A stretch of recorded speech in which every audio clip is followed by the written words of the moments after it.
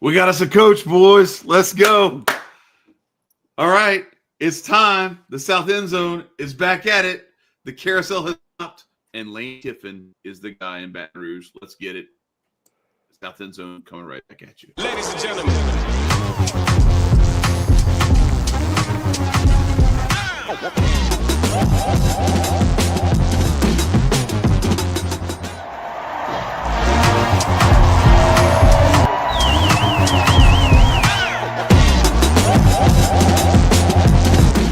Our intent was to eat.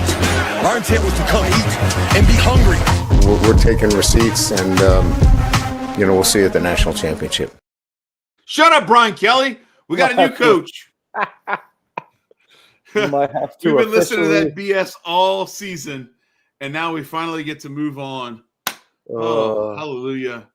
I'm not going to lie. They made us a little bit nervous, but we finally have settled in and figured it out. Look, this is going to go down as like the Kiffin rule at some point, but the NCAA has to do something about this. Yeah. It's not that complicated. It's so messy for no reason. Yeah, it's not that complicated. There's all kinds of different things. Intersection summer semester where you can take classes in like 6-week stints and it works. Mm-hmm. Like you don't have to have guys commit and enroll and sign a dotted line, sign a national letter in early December, just so that they can be on campus for the spring semester. Yeah. They make plenty of accommodations. There's ways around this. Facts. That's the only thing that has made this December signing period a thing. It never used to be a thing. February was the signing period. Look forward to for the longest February. time. Yeah, There was never an early signing early. period. Now there is for some reason. Anyway, that's the whole reason. That and an early transfer portal that happens during the playoffs, which is also idiotic. Yep. Because none of the playoff coaches like that. Nope. Because it just means that guys get to our teams get to start picking guys off while you're in the business of playing playoff games. Mm-hmm. Anyway, it's just it's the NCAA once again. I said it earlier today. They're one of two things. They're typically meddling too much, messing stuff up by sticking their nose where it doesn't belong, or they are asleep at the wheel, doing nothing and just letting some horrible train wreck happen right in front of their eyes, and they're just like, I don't even know what to do. Like, you're incompetent as hell. Get the hell out of the way. It's like, just leave. Stop. So, anyway, I digress. Let's not talk about all the things wrong with the NCAA. LSU has a new head coach. They made it very clear when Virgil Osbury took over as the athletic director that they were going to go get the best candidate available. And short of Nick Saban coming out of retirement, this is the best you could do. This is the cream of the crop. Lane Kiffin, for all of his past, and you and I have been talking about it all year, Tyler. Like, what did we even think? It's weird. Even before this was like a possibility, before Brian Kelly getting fired was even like considered a possibility for real, it was like, man, I'm kind of impressed, and I kind of mess with mature Lane Kiffin. It's weird, right? He's sober. He's rekindling possibly his marriage. Yes. He's getting his life back on track. He's wanting to make his late father proud. Mm-hmm. And it's all of this combination of things that are just not the Lane Kiffin, the riverboat gambling, but not as good as Mike Leach used to do it with his play calling and putting 70 on people. It's just, this is also not as psycho as Mike Leach used to be about it. Maybe it's all that yoga hot yoga that Lane Kiffin's been doing. He's got his chakras aligned, and now he's a good, a super quality, probably the best available coach in America, which is crazy to say. Like you said, SEC fans, football fans for the last 15, 20 years have known who Lane Kiffin is as a person, and he's completely flipped that on his head. And now, I think if you would have told me, or if I would have told you, hey, Chad, you're going to have Lane Kiffin as your head coach down the road, how would you have felt about that 10 years ago? 10 years ago? I'd have been 10 years ago. Man, I really hope that they're paying him as little as possible and that he's got a monster defensive coordinator because all I want him to do is call plays. Yep.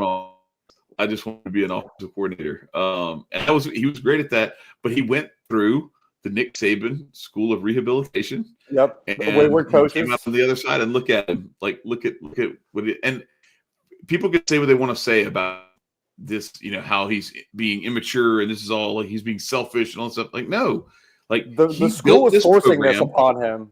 Yeah, he built this program. Like, they can say what they want to say. Yes, I get it that like he had painted a bad reputation for himself, and he went through a little bit of rehab himself, and he took the Florida Atlantic job, and he kind of like took his lumps there. And when he got this opportunity, you saw his son. There's that video way back when Knox is like, I don't know, 9 or 10 or something, and he's just like, no, yeah, SEC. He was so hyped, like outside in the parking lot, getting in the car when they found out when his mom told him that they had a new job and they were going to Ole Miss. He was so hyped to go to the SEC. It's a different guy now. But if you look at what Ole Miss's history has been, outside of the Vaught championship in 1959. And like the whole Vaught era, there's nothing. It's a bunch of like empty promises. Okay, a bunch of, as Jeremiah would say, a bunch of fool's gold. And what he's done, take the Hugh Freeze era, the oh gosh, what's the guy from Alabama, Tommy Tuberville. Tommy Tuberville. He said he was going to leave in a pine box. Yeah, the Tommy Tuberville era, the Ed Ogeron era, the Houston Nutt era. Like, you go through all these different little things, and it's like all these attempts at getting to what Lane Kiffin has actually been able to do over a 6-year stretch where they were awful year one, and they've been really good the last 5 years. He's made that something winning special, 50 games. Yeah, and so like this is the best that they can possibly do given the resources and like what they have around them. And that's what I feel like I've gotten this pushback from people where everyone wants to look at this just the lens, like, look at what they're doing this season. I'm like, do you realize how hard it is to do what he's done this year? We talked about it before we came on the show. There is no one in their starting offense from the state of Mississippi. 0 people from the state of Mississippi in Ole Miss's starting offense. That should tell you a lot right there about the difference between like how hard it is to do what he's doing there versus what he's going to be able to do at LSU. It's the reason Brian Kelly left Notre Dame to come to LSU. Now, what Brian Kelly didn't get is that down here, you have to do things a little bit differently. And the way that he does things or did things where he comes from did not translate, did not work down here. I don't think it's a huge stretch to say that Lane Kiffin, coming from Oxford, Mississippi, moving a few hours west to Baton Rouge, is going to be able to understand how to talk to kids, how to go into those, into those living rooms, talk to moms and grandmothers and fathers and everything, and get kids bought into building something special in Louisiana with LSU. And on top of that, the commitment that we have heard is coming in the form of, I don't know, $25 or so million a year in NIL money that he'll be able to build rosters with, in addition to his salary. He said, like, it's not about my salary. Like, I need to know that I have the resources to be able to compete. And the NIL doesn't necessarily mean you have to do it all with transfer portal buying mercenaries. No, but it helps them recruit. That's the worst way to build a roster. Yeah. It's just out of necessity. It's not the worst way. The worst way is to build poorly through recruiting out of high school and the transfer portal. Somewhere along the way between there and the best way is building your team through high-paid mercenaries, the way that Texas is doing now, that LSU did it this year, because you see the mixed bag that you get results-wise, right? And it's also a way to reward your guys for their commitment to your team. That's what I'm saying. So if like you what Georgia does. That's what Georgia does. Like, you yes. come here, you don't get the bag to commit. Mhm. You commit, and you get the bag because you work hard and you earn it. That's Right. how You Georgia earn it does on the field, earn it in the practice, earn it in The the only people that get film room and paid are the everything. Yep. people that have already showed that they could compete at different schools. So only people Yeah. that like early getting the bag before they show up. We're not giving the bag to incoming freshmen. And I think So like I think that's a very mature take of Lane Kiffin. Says, I'm not worried about my salary. I just want to make sure my resources are in check yeah. to be able to make this team I need it to be. Now, truth be told, look, he's not as worried about his salary. It's not that he's not worried about his salary. Man is still going to make $12 million a year plus incentives. Right. It's like a 7-year, $84 million plus deal, and then you add in some other incentives for like winning the SEC, going to playoffs, winning an Natty, all those kind of things, right? So there's going to be some incentives there, but he was more concerned with the resources to build the roster, Right. because when you struggle to put together a team within your state, and so that people don't realize, like Louisiana, there are a lot of schools in Louisiana, but there's only one LSU. There's not LSU and another competing school in the state. Yes. Ole Miss, you got Mississippi State, and I like to describe it as like it's like diet Alabama Auburn.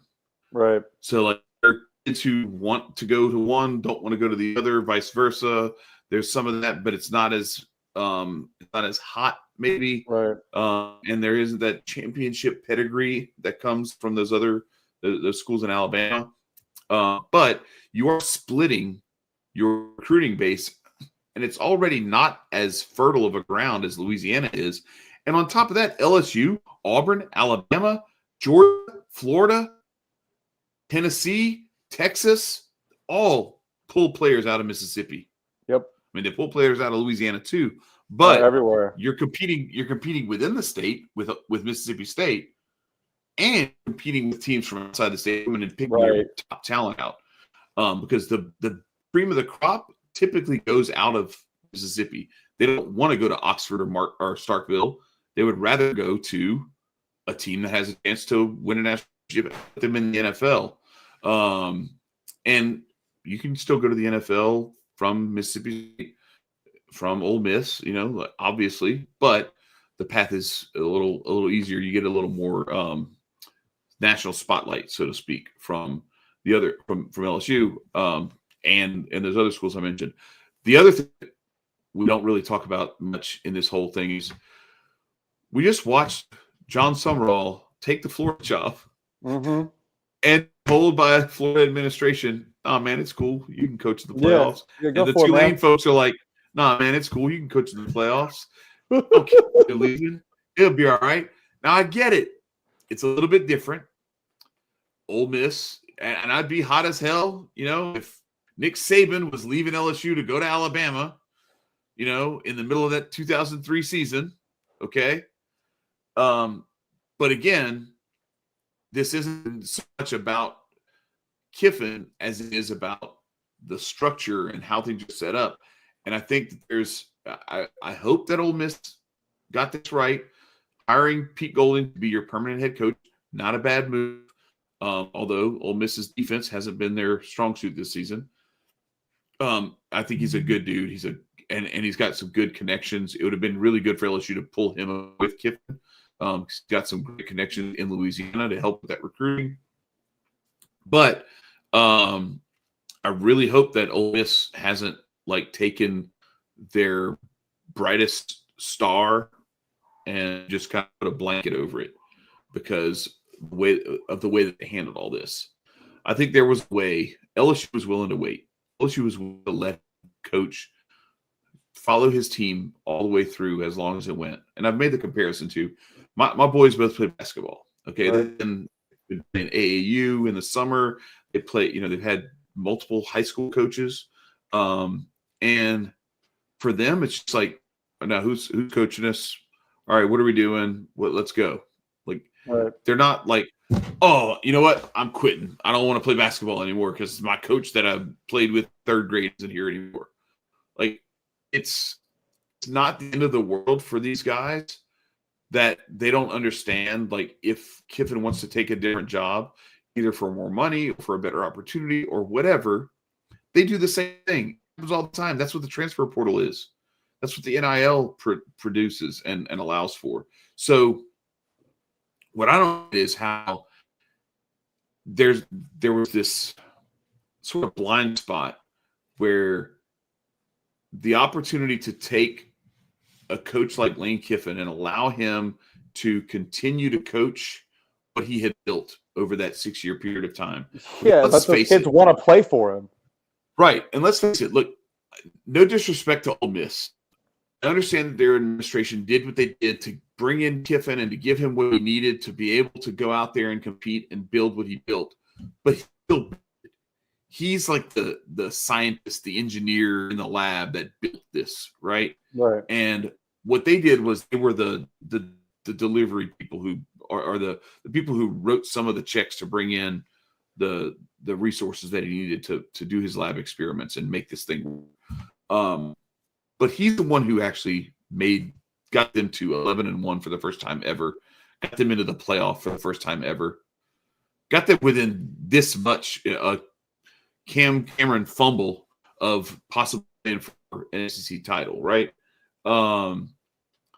These are the things where I just wonder, did Ole Miss kind of fumble the bag here, and are they going to regret this, where they spend possibly the next 2 decades following in old Ole Miss stuff like what they used to be, which is somewhere between 4-7 and 9-3.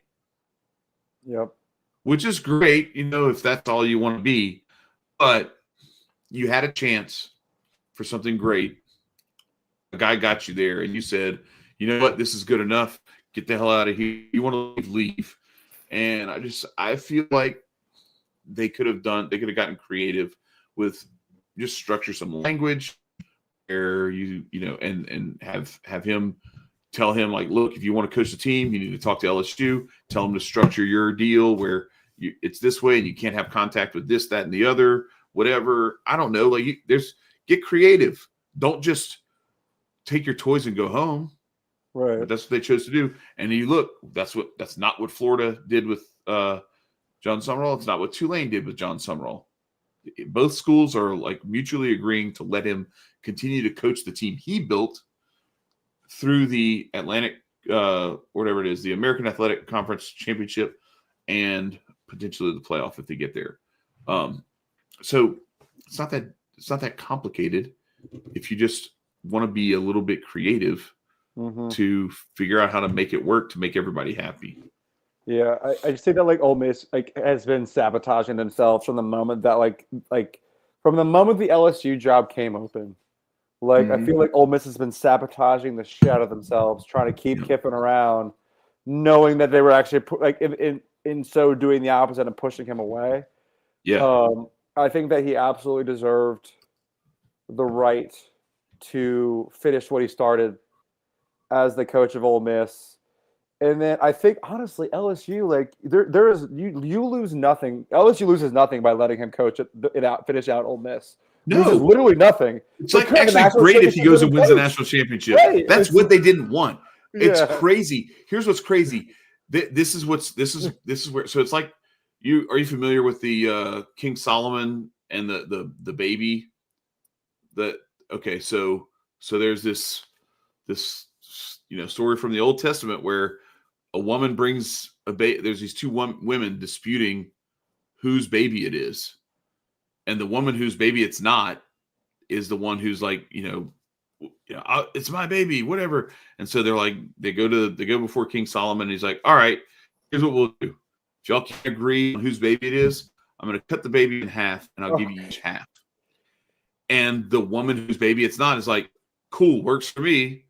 And the woman whose mother the baby really is like, it's okay, let her have him. I'd rather him live and live with her than you kill him just so we can each have half. And so he's like, that's it. It's your baby. Get out of here, bitch. And so that's kind of where this was. It's like as soon as they realized that he didn't want to stay there forever, yeah, they were like, kill the baby. We don't care. Yeah. Well, And that's what's frustrating. That's what's frustrating about it, because it's like, it doesn't have to be like that. It's petty. It's extremely petty to take this opportunity to do something you've never done before in your program, outside of the one time in 1959 where you got voted a national championship. You take that opportunity and you say, nah, you know what? To hell with that. We're going to risk it all and hope that, Pete Golding and whoever else can carry the water, because what we want to do is we want to make sure that we piss Lane Kiffin off and tell him to, kick rocks, because we hate LSU that much and we don't want to let him succeed. One of the things they said was they didn't want the whole playoff run to be a commercial for him at LSU. Like, it's a commercial for you two idiots. Yep. Like, you get what? You would rather lose in the first round just to spite Lane Kiffin. It just plunged your program into nothing. That's so crazy. Like you just are squandering, and then you also those players play Lane Kiffin's system. Yes. Is Golding going to continue that? Trinidad Chambliss is a product of Lane Kiffin's, obviously his own talent, but also Lane Kiffin's offensive coaching and play calling. That whole team operates around Lane Kiffin's principles and play calling ability. And just to be we'll just wing it, in the playoff and see what happens. This is probably fine. Out of spite. You're right. Saying it's just a commercial for Lane Kiffin, as if it's not literally your jerseys and your team and your logo. They're just going to be plastered all over ESPN. They're going to be showing your University of Mississippi commercials in the breaks. Yes. It's literally commercials for your university. Yes. And it could be held at your stadium. There will be zero Louisiana State University commercials during the playoffs. Thank you, Brian Kelly. Anyway. But sorry, what are we doing? So we'll save more of that for another day. But 22 minutes is plenty to spend on that. Yes. So Kiffin to LSU. Yep. Summerall to Florida. Mm-hmm. Golish to Auburn. Yep. We don't know yet to Penn State. Nope, we do Possibly not. Caleb DeBoer. We'll see. Where is that coming from? What legs does that have? I don't know. Because I've heard that, but where is that coming from? Yeah, I don't know, man. Possibly Chesney to Penn State. That's an also possibility. The JMU coach. Yeah. Chesney from that would be a really I don't know how you would feel about that, but your old JMU people would be not so happy probably. James Franklin's already at Virginia Tech. Ole Miss hired Pete Golding as their permanent head coach. Arkansas, Ryan Silverfield from Memphis. And Eric Morris to Oklahoma State. Yep. And we don't really know about UCLA yet either. And then we've got to fill. We've got to fill those other jobs in. Tulane, North Texas, South Florida, Memphis. You got to fill all these jobs. And so there's a lot of talk about there was some speculation that maybe Golding would follow Kiffin to LSU, and that would work out great, because I'm pretty sure that Blake Baker is going to end up being the guy that Tulane goes after for the head coaching job there, and I think he would take it in a heartbeat, and I don't blame him at all. I also think it wouldn't be I don't know what to think about Pete Gold. I think he's great from a recruiting standpoint in the state of Louisiana, especially. He's from Hammond, right down the road. I think it would be great if he were here. But if he's going to take the Ole Miss head coaching job, that ain't happening. But Blake Baker leaving, as good as he has been, and you look at the overall numbers for the last 3 years since he's been here, much better than before, right? But if you also take into consideration the last 2 years, 3 years was Matt House. I apologize. But the overarching numbers are great. But if you drill down to the future of college football and the mobile quarterback, Jalen Milroe, 8 touchdowns in 2 games. Marcel Reed, 4 touchdowns in 2 games. Diego Pavia, 3 or 4 in 2 games. Like the mobile quarterback has given LSU's defense fits. So I would not be super brokenhearted to see Blake Baker leave. I'd love to see him stay and figure that out. Because the rest of what he does is great. I love the pressure he brings. I love the way that he mixes it up so much that you never know really what's coming. But there's a really big issue with stopping mobile quarterbacks, guys who can actually like beat you with their legs. And there are a lot of those dudes. They're not going away. If anything, we're just going to see more and more of those guys. And it's going to be more and more of the guys who have that and also can throw the ball 80 yards on their knees. So got to figure that stuff out. So that's kind of the coaching carousel segment of this show. And we appreciate everybody sticking around because now it's time to get into the recap of the weekend's games. And we start with Mr. Tyler's very own Georgia Bulldogs getting business done. Is that what we did? Sure. Yeah. Hey, look, you survive in advance, right? Yeah, these Black Friday games. I like my one boy texted me. It's like, took you on a cover. I was like, buddy, it's 3:30 on a Friday, and we're playing in Mercedes-Benz Stadium. Like, I don't know what you expect. Like, I would have liked us to look better, but like at the end of the day, like I told my family, I'm like, a win is a win is a win. Like we're going to the. At that point, we didn't know we were going to the SEC championship. It was like we're going to the playoff. We got the win over Georgia Tech. However, we can get it. We don't need to look our best as long as we could stay healthy. And our biggest thing is will Drew Bobo, our center, Mike Bobo's son, very, very good player. Will he be healthy for next week? We will have to see. He was booted for most of the rest of the game in street clothes. So we'll have to see. But yes, we get it done, 16-9. Will Gunner, not his best show, like 11 for 21, 70 yards. 1 touchdown, 1 pick, a gross pick, and that probably takes him out of the Heisman conversation, which is fine. I don't care. Frazier and McCray were chugging along. We did not see Chauncey Bowens yet again. He is still rehabbing an injury. Would rather have him be healthy for a playoff run. Frazier ran for 108. McCray ran for 43. We did hold Haynes King to like 181 through the air and 39 on the ground and 1 pick. So like we did our job well. And to be fair, like our rushing attack was what we had to lean on because Georgia Tech sold out to stop the pass. And obviously you can tell by Gunner 70 passing yards in a pick. Yeah, that was crazy. They did just that. So, shout out. It's just like, I don't know what is with our quarterbacks in zone drop. Like, they don't rush a lot, but then they drop everybody. Like, It's just like, it works on a lot of the SEC quarterbacks as we talked about it this weekend. It's just, you drop everybody, and then these windows you think are there, they're just not. And so, like, you don't see the guy underneath or that's what happened to us against Ole Miss. They dropped 8 like all day, like 90-something% of the time. They dropped 8, and we kept throwing into it. Like, what are we doing, bro? Like, what? Yeah, dude. Just so run it. All in all, we held Jamal Haynes down too. So, like I said, we get it done. It should have been, I'm pretty sure 2-0 to start the game because we tackle Haynes King in their own end zone, and he like threw it like at the line of scrimmage, like, and there was no intentional grounding call. Whatever. Yeah. That's my only complaint. But we take care of business. There's a running back right there. There's a running back right there. Yeah. We take care of business and all eyes. And just like what does Thanos say, you can run from it, you can hide from it.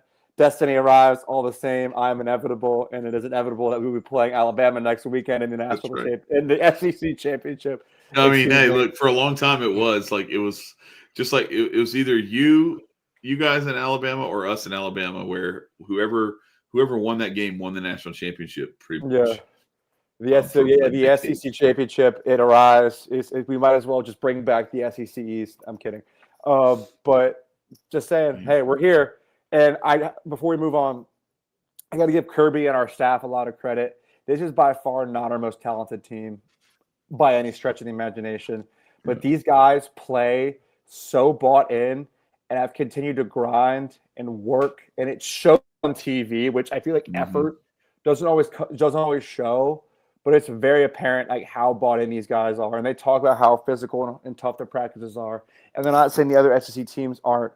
But the level of buy-in on this team in the NIL era, Kirby is just blown away by. So I want to give this team a lot of credit. for going 11-1 with this roster.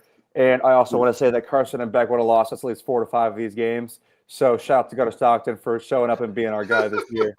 I'm so serious, Chad. That's not even to be a dick. That's just true. No, I agree. I'm with you 100%. I was just going to say, like, I think the other part of it is I think that your defense has gotten so much better. They tightened up just over the last several weeks. Like it's been a very different setup. And the offensive play calling has opened up in a big way that has helped us out tremendously. Yeah, for sure. Shout out to Kirby and the boys. And we get to play in back-to-back weekends in Mercedes-Benz Stadium, so that's something. Right. There you go. Take care of business. There you go. So who is not going to be playing in Mercedes-Benz Stadium? Either of these two teams. Bro, but Oklahoma offense is terrible. Oklahoma looks like they're going to be in the playoffs. I mean, look, everybody says that, but like, let's look at LSU's defense this year. All right, yeah, okay. So far this year, LSU has given up 20 points 5 times. Vanderbilt scored 31 on us. Ole Miss scored 24. Alabama scored 20. Arkansas scored 22. Crazy. And A&M scored. Yeah, A&M hung a big number on us. They put 35 on us in the second half. But like generally speaking, like if you can put 17 points on us on our defense, you're doing really, really well. And apparently there was like wind there. It's crazy. Like my wife's car broke down a couple weeks ago, and we were in like another area, like trying to look at a car to buy. And so I'm like watching the phone halfway on my car. I mean, on my phone while we're trying to buy a car. So like I was not paying a whole lot of attention. I will say this though. Michael Van Buren, for all the people who were bad-mouthing Garrett Nussmeier, and I get it. Like he did not have a good year this year.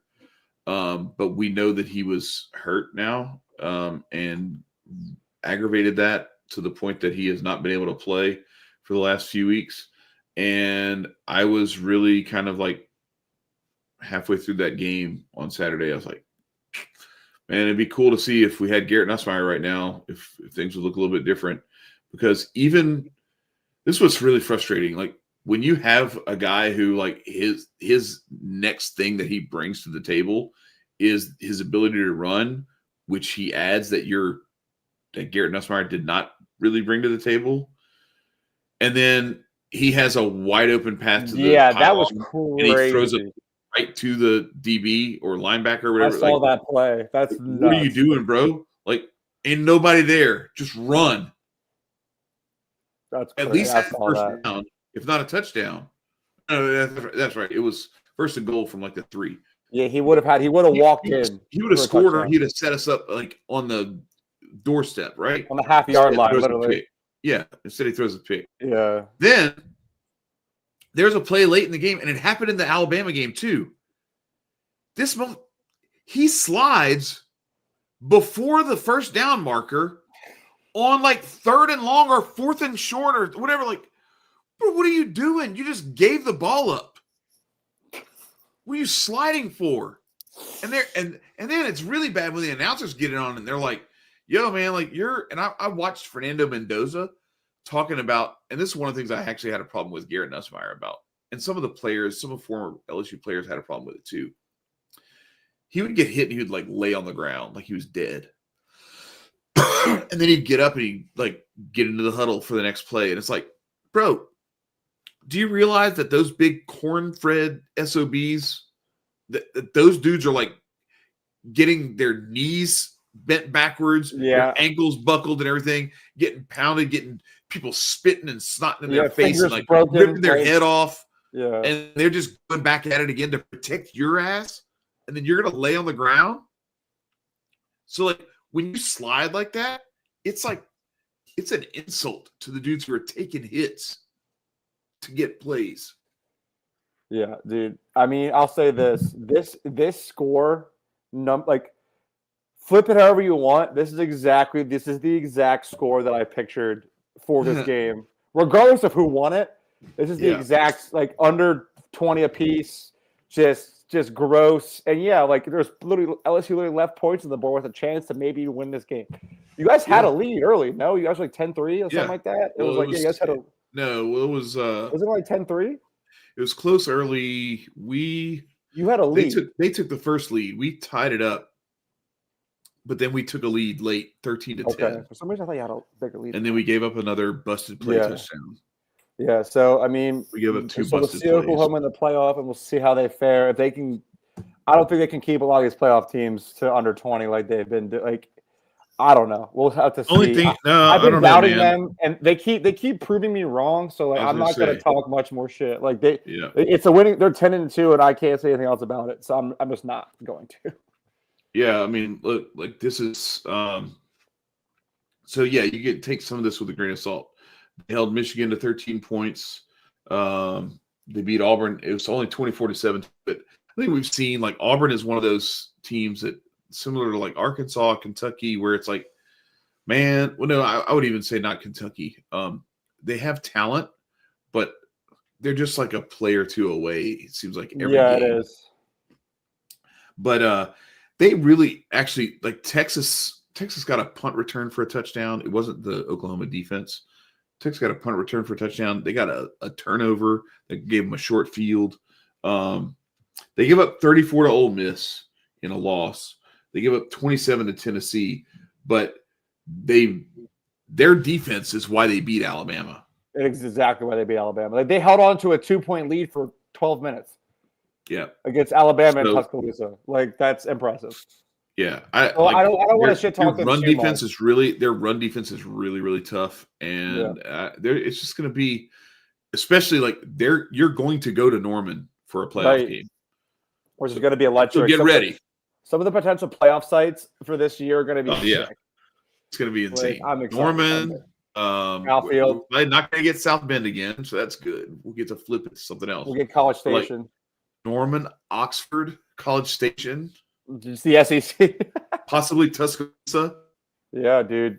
And who knows? Maybe Athens, depending on how this weekend goes. We have no idea. Yeah. We'll see. I'm excited, dude. But yeah, shout out to Oklahoma for taking care of business. Nobody. We thought they were dead after that Texas, losing the Red River Shootout, and now they're here and they're a playoff team. So good for them. I'm not gonna lie. I thought they were dead when John Mateer got hurt. True, we all did. So shout out to them for getting this done. And then give Mateer a couple of weeks to get healthy, because he doesn't have to play in the SEC championship. Let them get all their stuff together and have whatever time they need to prepare for whoever they're gonna play. I trust Brett Venables. It's gonna be interesting. So speaking of Texas, not unsurprisingly, they got it done in Austin against Texas A&M. So look, I can't call them 8-4 anymore, but they definitely A&M'd themselves. They got ahead of their skis. They started reading their own press clipping, and they straight up got their ass handed to them. This was never really in doubt. Texas was in control of this game pretty much from start to finish, and I never really felt like Texas A&M was going to threaten to win it. And this Texas A&M team, or this Texas team, lost to Florida. Yes, they did badly. They almost lost to Kentucky. They almost lost to Mississippi State. Okay, they damn near let Vanderbilt come back and catch them. I think this is a good Texas team. I think when they're at their best, they can beat almost anybody, maybe anybody. But we've rarely seen their best, dude. We don't see their best consistently enough. And I will say this though. There are only a few teams who can say we have played 5 teams that are going to be in the final top 15. We're one of them. We are 0-5 against those 5 teams, by the way. But Texas is actually 3-2 against those 5 teams, which is actually kind of impressive if you think about it. Because you know how many of those top 15 teams Ohio State has played? 0. You know how many Indiana has played? 1. They beat them, but 1. There's a lot of schools in this, the upper echelons of this playoff setup who, if you look at who they've played, it doesn't match up. And it's kind of crazy, right? Because last year was the opposite. you went through Texas's schedule, and it's like, yeah, y'all got your whole undefeated outside of Georgia. All of the teams you beat in the SEC were the bottom half of the SEC. And the one team in the top half that you played, you lost to Georgia twice. So it's like, who are you really like the best team in the SEC? And then I wonder, like, all due respect to Carson Beck, but like, would you guys have maybe had a chance at going deeper if he had stayed healthy? Because I don't think no shade to Gunner. Gunner wasn't ready. He's more ready now this year, obviously. Yeah. But anyway, so yeah, Texas A&M, real scare. We were watching this live, like huge scare. I thought, dude, I thought that he like Marcel Reed had ruptured his Achilles, and it was his career might be over. Yeah, I was texting you. I was like, oh my god. Like I felt so bad because it was just like he hits the hole and then like tries to go inside out and come back in. And he just like falls. And I'm like, oh, yeah. God. And the way his leg moved, like from the angle that they showed it didn't look like a knee. It looked like it did that. It looked like it did that little like where like the delayed pop, that delayed pop thing. And I was like, oh yeah, that's it. His Achilles just popped. It was like Tyrese Halliburton in the finals. It was the same thing. It was like inexplicably like he tries to go inside out and he just falls down. Like, oh, well, it was perfectly explicable with Tyrese Halliburton because his Achilles was fucked before that. Right. But, totally. Yeah. But like the same thing that happened to Kevin Durant, years ago, where it's like when somebody has a mild calf strain, and it's like their calf is like down by their heel. That's not your calf, buddy. That is your Achilles. You should probably not do anything except have surgery now. Yeah. Because you're going to have surgery eventually. Jogged off the field. I'm like, yeah. And, right. And then they show the other angle. I'm like, oh, he just rolled his ankle outside. Like, it just looked funny from the angle. I think he probably got scared, which is totally fair. Like, he probably just like didn't want to move. Yep. Like totally. Like, I would have scared me too. Like if it was you just like all of a sudden like fall down and feel like got shot in the leg, you have no idea. Yes, that's the trademark Achilles is it looks like somebody they look back like, did somebody just hit me in the back of my leg? Yeah, like, dude. No, man, your Achilles just exploded. You're all right though. Yeah, you'll be all right. To see you in 2 years. But yeah, so shout out to Texas A&M defense, man. Like, dude, shout out to the Texas defense. Excuse me. Yeah. For taking care of business. Making Marcel Reed uncomfortable the whole time. And Concepcion were in a bottle. Erased, and so is Ruben Owens. Erased. Like insane, and like it's the same thing. Like at Texas, like, you know what? We got dudes up front. We can get pressure with 3 and 4, and the rest are just going to drop and try to fit it in these windows. You can't. And they have, If you think about it, though, like go back to that Ohio State game, week 1. They kind of did the same thing to Ohio State. You had the one bobble, catch it on the guy's back play by Carnell Tate. Right. Otherwise, that's a tie game. And then Texas had like multiple shots at the doorstep against Ohio State. So like it's so weird. They're so Jekyll and Hyde. Like they can play so bad and so down, and then they can play so up.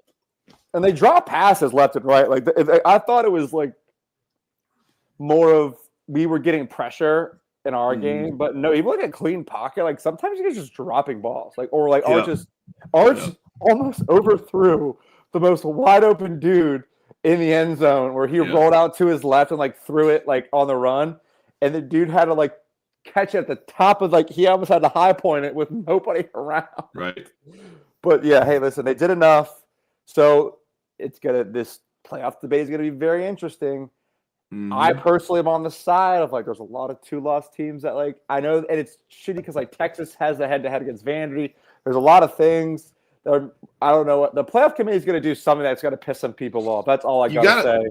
You got to start looking at this though the way that you look at the NCAA tournament in basketball. Yeah. You can't look at the win-loss record as like the thing. So, like, who cares that somebody has 2 losses or somebody has 1 loss and somebody else has 3 losses? Like, it happens all the time where I give credit to the selection committee for basketball that they actually do a way better job than football has ever done. Football has routinely, and this is why, like, I love Jeremiah, but I vehemently disagree. I think that the answer is more teams in, not fewer teams in, and not the same 12.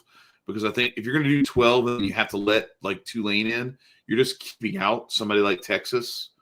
And I think if you get to the point where you blur that line to where it's like, okay, maybe you're letting Tulane in at the expense of 8-3 Arizona State. All right, so be it. You should have done better, Arizona State.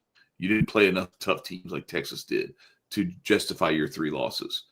Texas, on the other hand, like I can halfway justify like their 3 losses are better than BYU's 1 loss.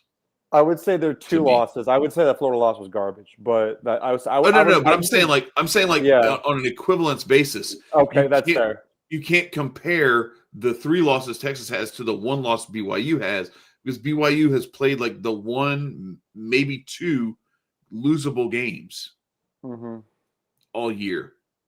Texas plays BYU's schedule. Texas might be undefeated. Maybe they lose to Texas Tech. I don't know. I'm pretty sure they'd have the same record as BYU, though. I don't know that BYU makes it through Texas's schedule 9-3, though. That's what I'm saying. And so, like, the committee in the basketball tournament does a better job where a team might be 20-13, and they're a higher seed than somebody else who's 27-3. You're like, what the hell happened? It's like, well, because the 27-3 team plays in the Big Sky Conference.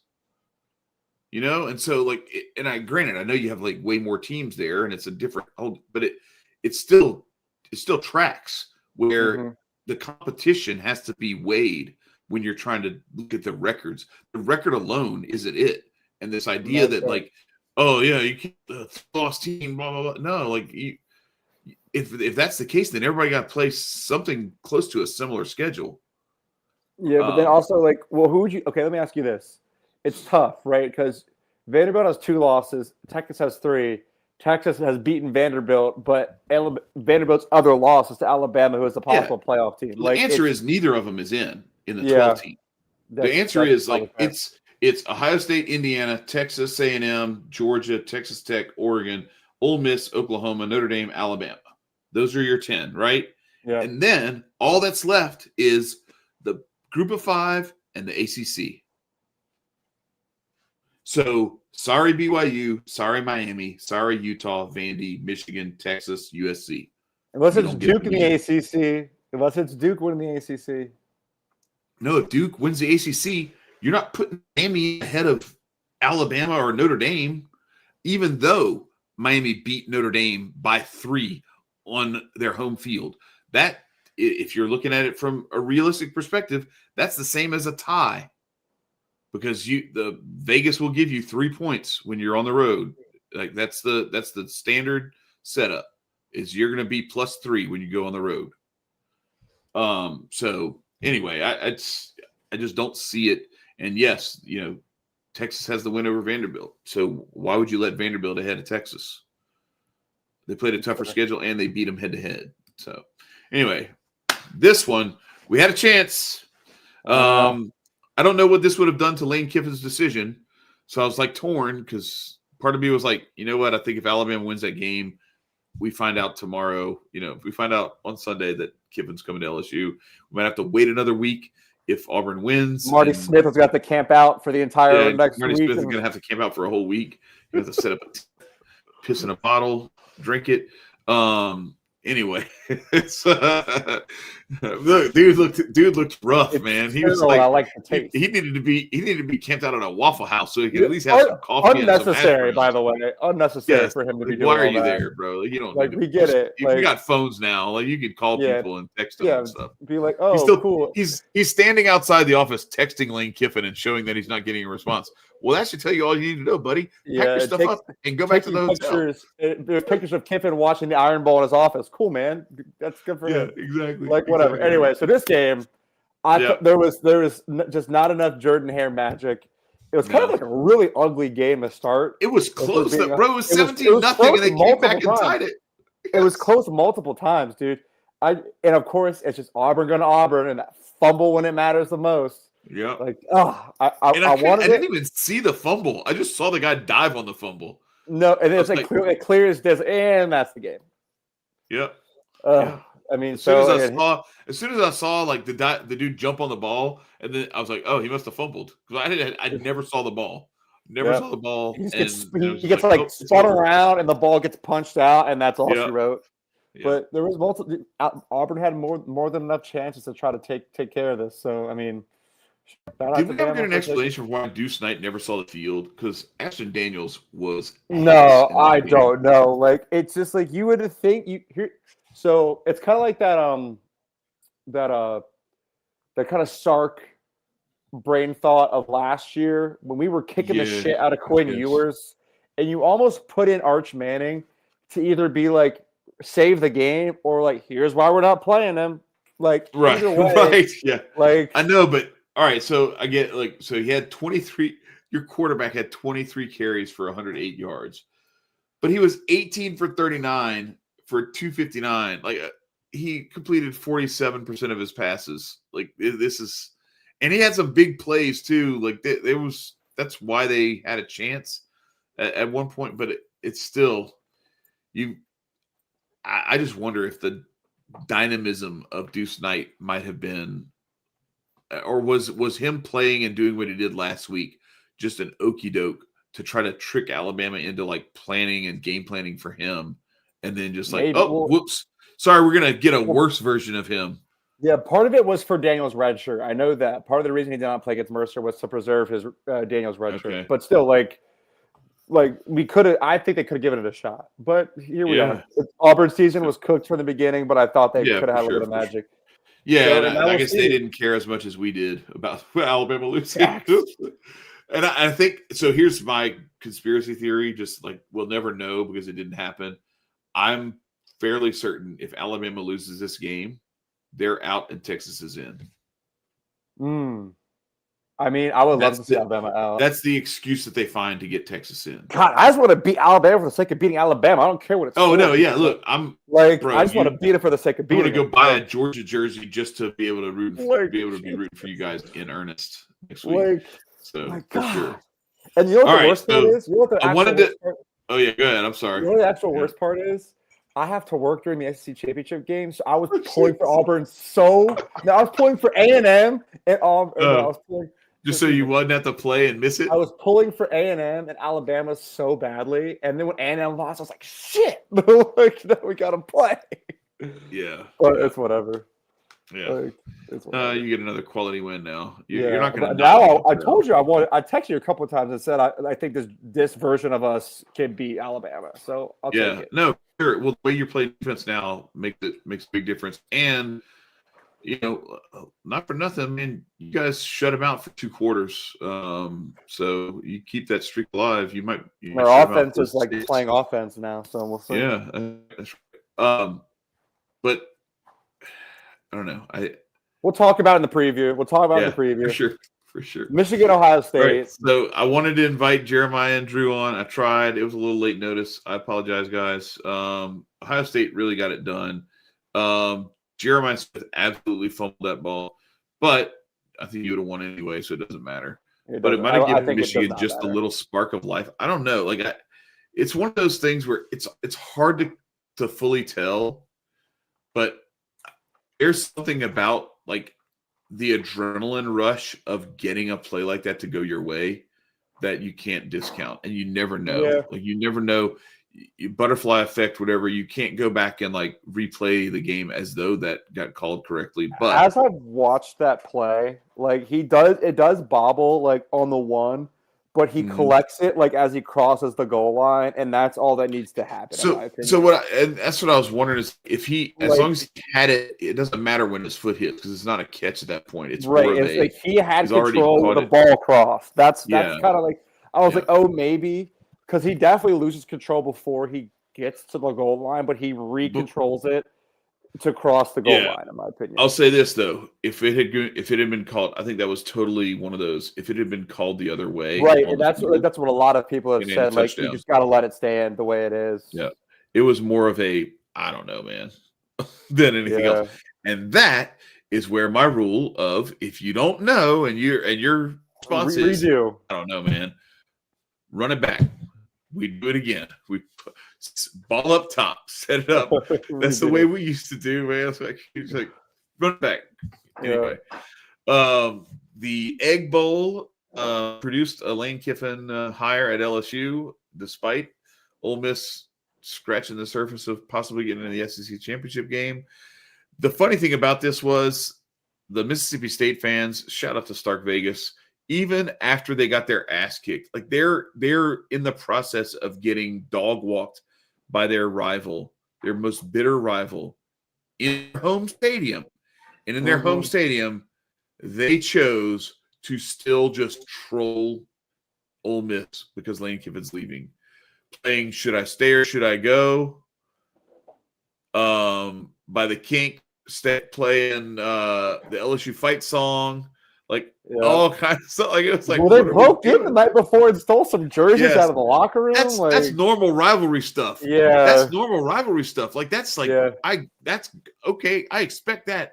What I'm saying is you're getting smoked, and you're still like you don't care about that. You're just like, ha ha ha, your coach is leaving. It's like, and you're gonna start playing another school's fight song. And Mississippi State could not be more happy that he's leaving too. I bet they're so happy for him to be out of it. They're so thank done. God. They're so done. Like the Brandon Walkers of the world are like, oh no, oh darn, he's leaving. I'm just as I'm popping the champagne. Oh, dude, let me tell you about this game, bro. Vanderbilt, Diego Pavia shit. I've said, and it finally stuck. The ultimate road dog, man. They doubted him just enough, and he's hitting the Heisman pose. And group Heisman pose. Vandy scored first, and then Tennessee tried to kind of take a lead, and then Diego Pavia said, "Nah, bro, not today. Not today." And what's even crazier is like he went on Bustle with the Boys in the summer and was talking about like how Vanderbilt could run the state of Tennessee, and we're going to beat Tennessee when we go to Neyland. He said that, and they played that clip like in the middle of the game when they might have even been down, and he said, "Word, whoop their ass." So, dude, Diego and that's the other thing is like, did Pavia increase his Heisman chances with that game? Right. I don't know. You know another clip that was played in the middle of a game. It was at the Texas game, and they played the clip of Mike Elko saying that Texas A&M was a flagship university in Texas. They just played that bitch on a loop while they were smoking. It's hilarious. That's like, and then Casey Smith was talking about how like Texas A&M are like right here, and like everybody, Portnoy and everybody else was like, no, they're not. She's like, yeah, they are. Yeah, we have more money, and like, but nobody gives a shit about. Like, seriously, like. Texas was winning national championships. Y'all have never shit. Nobody thinks of you that way. Y'all, Texas A&M fans, their number one trait is they have a 3,000% higher opinion of themselves than anybody else does of them. They are the preseason recruiting national champions every year, brother. Yeah. They're the self-appointed recruiting national champions. What was funny, though, was the frat that was running Rocky Top on a loop outside on campus while they were doing they were I don't know, these guys were like outside of a frat like playing it on like the radio on just trolling the Tennessee fraternity. But Chad, what did I tell you, man, about like this is like Vanderbilt's recruiting is going to continue to go through the roof because I said this like mid-season. I'm like, dude, they're already in Nashville. So my uncle graduated from Vandy in like the early 2010s. Yeah. And I told him, like, how does it feel, man? Like, you guys have finally completed the last piece of being like, they're already in Nashville. They're one of the best academic institutions in this country. Definitely the best academic institution in the South. Yep. And now you're adding, they're good at other sports, but they're never good at football. And you're adding that. It's great at baseball, pretty good at basketball. Yeah. Yep. He said women's tennis, elite, soccer, different, like fencing, elite. But what I'm saying is, like, you had all that. But now you're adding a really good football team. It's amazing for recruiting. That's all I'm saying. Yeah, no, for sure. And it's like a low key destination city. It is. Like, I'm telling you. It's not New York or LA or Colorado, Boulder, Denver or anything like that. Miami, but I'd rather go to Nashville than Atlanta. Right. And that's saying, as a Georgia fan, absolutely, I wouldn't even maybe disagree. Sure, I'd rather go to Nashville than Atlanta. Oh shoot! All right, so Eugene, Oregon just goes over to. Are they in Spokane? Where's? Yeah, they went to Seattle. Seattle. Okay, Yeah. it's Seattle. Yeah. All right. I don't know. It's up there. It's and they're that Northwest. Our teams are all the way down here, and they're again Seattle. All the same thing. Eugene. Bottom line is Dan Lanning has never won there, and now we did. Yeah. Now he has. Yeah. I mean, but they say never. It's like he lost there twice. That's it. Yeah. But that is never. It was both like. Yeah, it's both like it was like Michael Penix, and I don't remember who the other one was. 0 for 2 is never. Yeah, they'll be all right. Oregon's in the playoff, so here we go. Yeah, they lost the one big game. I guess you count they beat Penn State. But anyway, this is what it's like in the Big Ten. You play one game all year, and they're like, "Yeah, we won it." Oh no, we lost it. Whoops. Doesn't matter. We're in the playoff anyway. Congratulations, Oregon. And no shade to Dan Lanning. Like I think he's a great coach, and I think they're good. But I don't know. We'll see. We'll see. We will see. The SEC is going to have 5 teams in the playoff, and they're battle tested, and we'll see if everybody else is ready for that smoke. He was not ready for that smoke. Anybody in the ACC? They are playing the ultimate. They are playing the ultimate playoff berth championship hot potato game. No, you go. No, you go. No, after you. No, please. No. I don't want to be in it. No. Hell with this. I don't want to be the ACC champ. I hate the playoffs. I don't want to go to Charlotte. Ew. Pitt could have been there. Georgia Tech could have been there. Like SMU could have been there. Like we're gonna get into it. So Miami beats Pitt. Miami's still kind of alive if they want to try to like shoehorn them in somehow. Well, I'm sure that nobody else helped them out the way that they were supposed to this weekend. That's what everybody's expecting. They're waiting for help, and it never came. So they're just sitting there on the outside looking in because, hey, look, you want to get in? Don't lose to SMU. Right. Don't lose to Louisville. They had to have UVA lose as well, and that didn't happen. So they had half the help they needed, but not all of it. And there you go. UVA takes care of business. UVA takes care of business, beats the brakes off of Virginia Tech, and here we go. Duke beats Wake Forest. So now here's your ACC championship. It's Virginia versus Duke, just like everybody predicted preseason. It's not the basketball. And SMU is not in it because they lost to Cal. Oh my god! Who did Cal lose to? Let's see if you remember. Who did Cal lose to? Who did Cal lose to? San Diego State. That's 34-0. The ACC is such garbage. God. Anyway, Texas Tech just oh gosh. Shout out to Pat McAfee. Anyway. They went into Morgantown and slapped them around and went home. Yeah, West Virginia ain't what they used to be. BYU took care of business with UCF, so they are in the Big 12 championship against Texas Tech. Utah also won, so they will not be in the Big 12 championship game, but they were another one that like they could have got there in if enough teams lost. Right. There was enough carnage and chaos ahead of them. They could have gotten in, but it didn't happen that way. Kansas, neither is Purdue. Purdue is terrible. Purdue is absolutely atrocious. But hey, you know what? Don't play. SEC needs to add another conference game. You played all these cupcakes the week before rivalry week. Well, you played this game during rivalry week. Shut up. Anyway, Notre Dame played Stanford. Please didn't cover. Run a conference or schedule some other teams that you don't have like a stupid historical rivalry with because we don't care. And Stanford's terrible, and you beat them. I was really mad. Like, at least give Jeremiah Love like 20 carries so he can like really make a case for the Heisman. He got like 12 carries, and like they pulled him. I think he got hurt. That was it. Did he not like hurt, but like let's take it easy. A little dinged, and so they're like, not like hurt. He took like a shot. I think it was him that like took a shot to the ribs or something like that, and it was like, okay, let's chill. I know Jadaria Price and Aeneas Williams both had like the bulk of the stuff after that. Yeah, he's not like out. He's just out for the game. Yeah. So moving along, Tulane in line for the Athletic Conference Championship after a 27-0 win over Charlotte. They will face North Texas. John Sumrall and Eric Morris will not be coaching. No, they will be. Oh, that's right. They're both going to be coaching these. Yeah, it does work, ladies. Yeah, look at that. We can do it. Lane Kiffin could have coached Ole Miss. Oh, wow. It's like both of them are literally coaching for a chance to take their team maybe to the playoff. Like, yeah, that's Florida and Auburn are like, sure, dude, whatever. Yeah, man. Good. No, Oklahoma. Not Florida. I'm sorry, Oklahoma State. I'm sorry. Yeah. Sorry. Like, sure, man, whatever. Because they're cool. And North Texas and Tulane were cool. Like, hey, look, man, I understand you want to leave. This job isn't as good as that one. But while you're here, will you at least try to, like, I don't know, maybe make a little run. We might win the national championship. Who knows? I've seen Hoosiers. Yeah, you never know.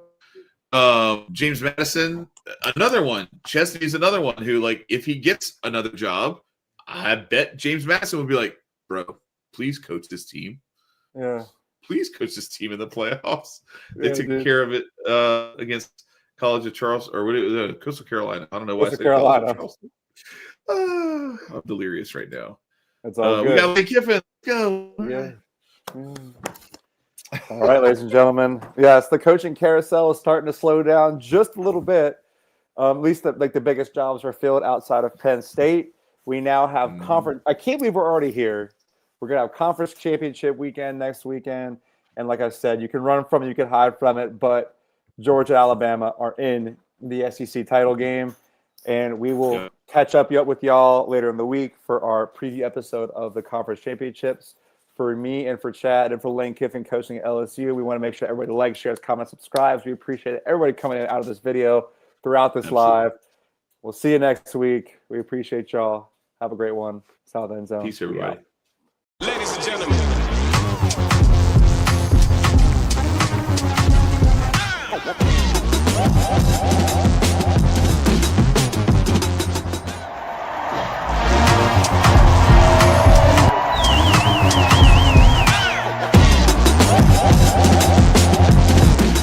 Our intent was to eat. Our intent was to come eat and be hungry. We're taking receipts, and we'll see you at the national championship.